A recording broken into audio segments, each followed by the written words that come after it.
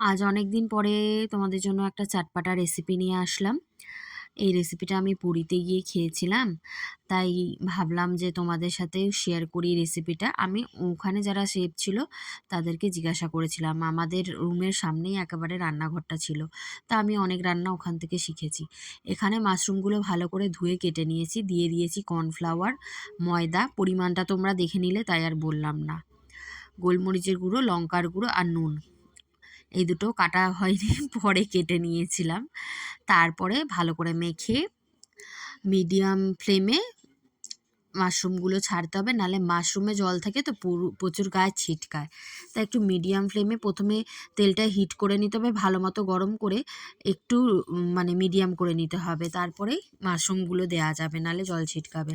আর তারপরে মাশরুম ভেজে তুলে নিয়ে অ্যাড করে দিলাম রসুন কুচি, লঙ্কা কুচি, পেঁয়াজ, ক্যাপসিকাম তো দিতেই হবে, নালে আমাদের রান্নাটা হবেই না। এটা রুটি, পরোটা, লুচির সাথে খেতে দারুণ লাগে, বা চাইলে শুধু খেতে পারো, তাহলে করে গ্রেভি করবে না। এটা আমি একটু গ্রেভি মতো বানাচ্ছি। দিয়ে দিলাম রেড চিলি সস, আর ওটা ছিল টমেটো কিচান সস। ভালো করে একটু মেখে নিতে হবে, আর সামান্য একটু চিনি অ্যাড করতে হবে। এরপরে পুরোটা মিশিয়ে দিচ্ছি। এতে তো পেঁয়াজটা পুরো লাল করে ভাজা হবে না, একটু কাঁচ মতো ভাজা হবে।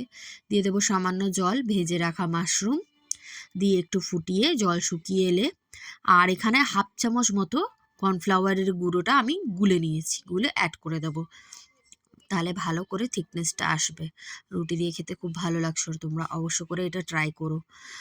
যেই জল শুকিয়ে আসবে তখন ওতে অ্যাড করে দেবো গোলমরিচের গুঁড়ো আর ভিনিগারটা আগেও দিতে পারতাম, কিন্তু আমি আগে টেস্ট করে দেখেছিলাম টকটা, অনেক সময় সসেও টক থাকে তো, তাই আমি ভিনিগারটা অ্যাড করিনি। তারপর দেখলাম একটু দিলেই ভালোই হয়, তাই অ্যাড করলাম।